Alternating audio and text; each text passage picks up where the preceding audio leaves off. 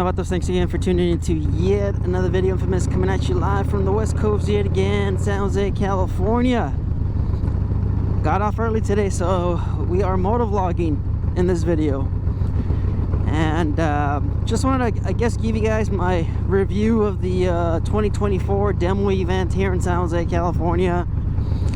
How it went and how did it turn out, and just some, things that didn't happen, I guess, on Saturday. I was planning on going on Sunday, but I was just busy. I'm just painting. I went ahead and I decided to go ahead and paint instead of riding on Sunday. And it's just a balance between, painting, spending time with the family, riding my bike, and editing videos. Yeah, I saw that I uploaded almost all of the demo rides on Saturday. Was it Saturday or was it Sunday? I can't remember. But anyways, enough with the rambling. What's going on? What happened at the dealer event? I was trying to ride a couple more bikes. I tried getting my hands on the Pan America CVO, but it was having some issues.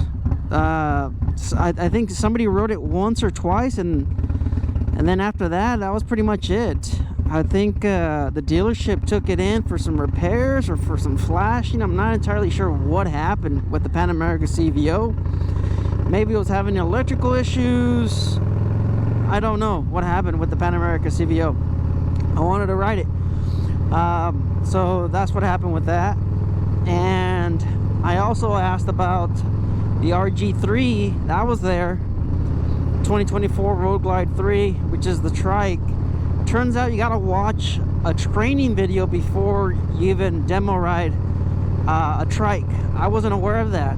So from what I understand, it's like a 20 to 30 minute training video, and you know me, I'm impatient, so I just said forget it. I'm not gonna watch the video. So in case you're wondering and you want to test ride or demo ride a trike, you have to watch a training video of some kind. So there's that. The other two bikes that I didn't get to ride, of course, was the Street Glide CVO. I wanted to test ride that bike. I wasn't able to get on it. The fella that I was waiting for, I think I waited like 30 minutes before I finally kind of like gave in and said forget it, I'm not gonna ride it. Technically these demo rides, you don't take more than 10 minutes. So after about 25 to 27 minutes, I was talking to folks there, I guess it wasn't too bad, waiting, but I was hungry. It was already like 3 o'clock, 3 something. I was there all day. I haven't eaten anything. So I kind of figured, you know what, I'm hungry. I'm gonna go get something to eat. And by the time I finished eating, it was already 3:30, 3:40. I guess I could have gone back, but I figured, you know what, I'll just go Sunday so I could test ride the Street Glide CVO. Yeah, it didn't end up happening. I got busy. But I got to test ride the Street Glide, the 2024, which is, it's not the CVO, but it pretty much handles the same. It's got the 121 and it's got a few other features. I did get to test ride the one I really wanted to ride was the Road Glide ST, the CVO ST. So I get a little bit of both, I guess you could say. I get to try out the new style, the new shark nose fairing, and I also got to try out the Street Glide as well. So all in all, I think it was a good day. You can't really beat free gas and a day of riding all of these bikes. I think in total I rode about 12 different models. The other one I didn't get to ride was the Road Glide, just the standard, the 2024. I did have a tour pack, but that was one that I didn't get to ride as well. I'm not sure what happened to it. I think it was there early in the morning, and I think somewhere in the afternoon or something I stopped seeing it, so I'm not sure they were repairing it, or if they were doing who knows what to it. I don't know. But yeah, the Road Glide, that was the green one that was there, and then like I said, the Pan America CVO. But I mean, like I said, I got to ride the CVO ST, which is, like I said, it's technically identical. All right, you have inverted forks on the CVO ST, and you have a 121. So I figured, you know, I test rode the Street Glide, which is pretty much like the 2024 Road Glide. Yeah, so yeah, like I said, they had all the bikes there, and they had them in different colors too, so you were able to really get to see what bike had what and which one looked you know, better, I guess, or I don't know. I mean, all the colors looked fantastic except for, I believe, the Red Rock. The Red Rock was one of the ugliest colors there. There's no pearl in it or anything like that. It's just plain Jane. It's just plain Jane, like a burgundy red, or I don't know. It just, I didn't like the Red Rock. The Shark Skin Blue surprisingly had like a pearl to it. Looked nice in the sun. I think so far my favorite color so far, it has to be the white onyx pearl, and the white sand pearl on the CVO ST. But out of all the colors, I like the white onyx pearl at the demo event. They had the CVO ST that had that burgundy color as well, but I didn't really like it. I think it's a little bit too dark, you know, for my taste.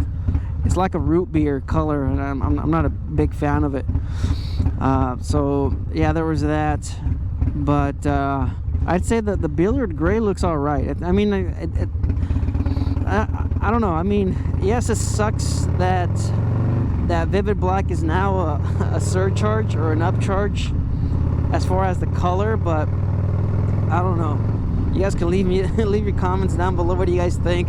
I think Vivid Black still looks better than Billiard Gray. And someone that has a little bit of knowledge of paint, I know they can paint that primer in black.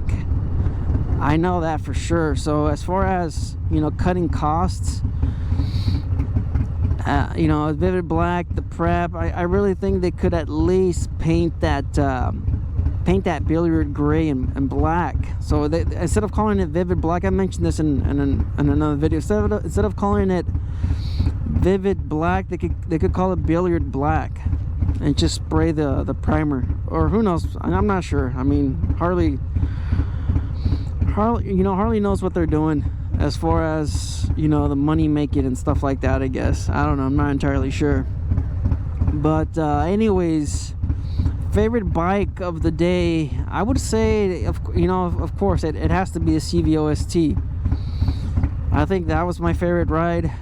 Like I mentioned in other videos and stuff like that, I mean, is it really noteworthy? I mean, should it really be labeled the CVO? I think I'm gonna make a whole video on that topic, but I really don't believe it's worthy of the CVO label. I just don't think Harley should have named that CVO ST. I think Harley should have just named it Road Glide ST. That's it, just Road Glide ST, because they really didn't do much other than the inverted forks and the 121.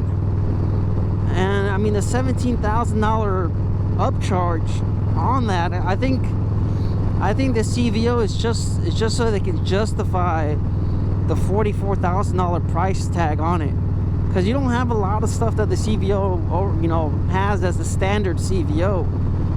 I've been test riding these CVOs for quite some time now, and you grow, you know, accustomed to some of the features that come standard with these CVOs, and the CVO ST had none of those. It had none of those standard features that you normally get on a CVO. So I don't know, you guys can let me know in the comments, what do you guys think? I know a lot of you folks feel the same way, but hey, you know, it's selling, so as long as it's selling and people are paying what Harley thinks it's worth, and I guess it's, you know, I don't know, it's, yeah, I don't know. As far as my favorite Softail, you know what? I really enjoyed the Breakout. I don't know what it is. I never really liked that bike. But I don't know, maybe it's the chrome and then the blue and just the way it felt. I really like the Breakout. But I mean, as far as, you know, it's something that I would buy. I don't see myself owning a Breakout, but it'd be cool to own one. But I'd say, as far as the Softails go, it has to go, you know, back to the Lowrider ST. That's still my favorite Softail. But the Breakout was, you know, fantastic. Like I mentioned, that Breakout handles a lot better than what it looks like on paper. You know, you have a 240 rear wheel, you have a 34 raked out front end, and then you have a 21-inch front wheel. Massive. So you would think it handled kind of terrible, but surprisingly it was pretty good. So I don't know, maybe it's the drag bars and the forward controls that just makes you feel like you know, like a badass or something about it. I don't know, it's just a crazy triangle on that bike. But anyways, I'd say the overall event was great. You know, as far as, you know, the weather and California and how just the weather's been out here in California. It's been raining, you know, quite a bit. Not a lot, but, you know, annoyingly quite a bit. It was raining, I'd say, for almost 2 weeks straight. 2 weeks straight of just rain, and it sucked. So it cleared up just in time, and of course, it was actually kind of warm too for February. You know, for February, it was, I'd say it was pretty warm. So it was nice. It was nice overall. Like I said, free gas, free riding, great weather. Man, there's just not much more you could ask. I think the route overall sucked, but the route that I went on the Breakout, getting on the interstate or on the highway, freeway, I think the next time they come around, that's the route I'm going to be taking. You know, from here on out, I'm going to be getting on 280 and then getting off San Carlos. Yes, it's going to add a little bit to my demo, which is something that, you know, I don't want to do because people are waiting to test ride these bikes. I mean, I've been demoing these bikes for years now. So I think as far as, yeah, like I said, as far as, you know, just being fair and stuff like that, so everybody else can demo the bikes, I think that's pretty much what I'll probably do. It's going to add maybe about a minute or two to my ride. So I mean, a minute or two for everybody else waiting is not going to be that bad, quite honestly. So anyways, getting on to one of the things that, you know, bugged me quite a bit was, I mean, I don't know, the event coordinator seemed so flustered. Like I said, I've been to these multiple times with different manufacturers, and for some reason the event coordinator just seemed like he was stressed. He didn't know, or I don't know what. I mean, usually there's only one guy, but this guy was talking about how like he was by himself and you need to keep track of the bikes and I mean, just all sorts of kind of like stuff. And he wanted everybody to stop, like on the where you're coming into the dealership, right in the middle of the traffic. He wanted people to stop and check in with him, but I'm like, dude, there's 3-4 guys. There's like 2 times in the video where I asked him, can I just park the bike? You know, after that, I believe he started letting people just park the bikes on them, you know, on their own. But that was just one thing that, you know, it just kind of annoyed me, that you know, he was just having a difficult time, I guess, dealing with all the people, dealing with all the questions, and keeping track of the bikes, I guess. I don't know. That was one thing that hopefully maybe the next couple events he kind of gets a better grip on and probably improves. I don't know. But I mean, I don't know. Like I said, I don't know what's going on.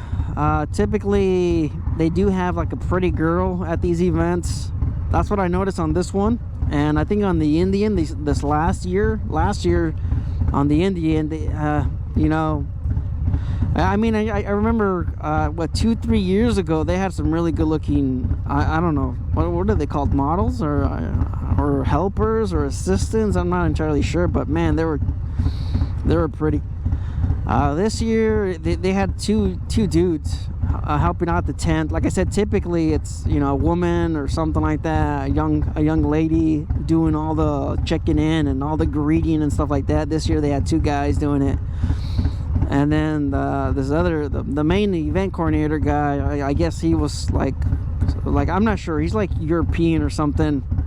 Very difficult communicating with folks, and you know, keeping calm and stuff like that. So I don't know, just you know, just chilling overall. Great event, beautiful day, San Jose, Harley Davidson. I wonder where they're going next. I don't know. I mean, I do know that that these dealerships do have to pay to get the demo truck out here. You know, I was asked if House of Thunder was gonna have it. I haven't seen them have it in like 6 years. So I've been going to Lathrop, you know, so I can make it to these events. And this year and last year they came to San Jose. So we'll see what happens next year, 2025. Hopefully we'll see some changes and a few other models. I think that's what I'm going to be hoping for. I mean, I'm not in the market for any of those bikes, but I think I would like to see a 2025 with the new fairing and the new electronics and the new display and, you know, stuff like that. I think that's going to be good to see with the limiteds, and then we'll see what they do with the Softails. This guy's been on his phone ever since on the overpass. Man, I can't believe how people just can't get off their damn phones. He's been on his phone the whole time. I'm looking at him. I can see his head tilted down towards the center. He has his phone down by the shifter. What is that, a B? Yeah, he has his phone by the shifter, and he's like this the whole time. Just, man, get off the stupid phone. Jeez. Man, anyways, what was I, oh yes. What would I like to see for, you know, next year? There's like loose gravel all over this spot. So you got to be extra careful. I would like to see the limiteds 2024, and I would like to see what they do with the what's it called, with the Softails. Looking forward to what they're going to do with the Softails in 2025. I think we're going to see some changes. I think we're going to see some significant changes for the 2025s on the Softails. You know, it's time. 117, maybe liquid cooled. Man, I don't know if they'll be able to fit anything down there. But maybe we'll start seeing 117s on the specials. And we're talking about the Street Bob, the Fat Bob. The Fat Boy, the Heritage. Maybe we'll start seeing the 117s, and then we'll probably see the Standard go up to a 114. And then maybe the Street Bob, they'll probably get the 117. Maybe. I don't know. You guys can let me know in the comments. Of course, I'm just taking a look at my bike. Admiring my my paint job. I've been getting a lot of comments. You know, people are they're just taken back on how good the bike looks. Of course, it's absolutely filthy. I haven't washed it in about like 7 months. But I mean, the paint looks kind of fresh because it's fairly new, but that's also been collecting dust. But anyways, hey, thanks for tuning in. Stay tuned for more videos. Life's a risk. Get out there and ride.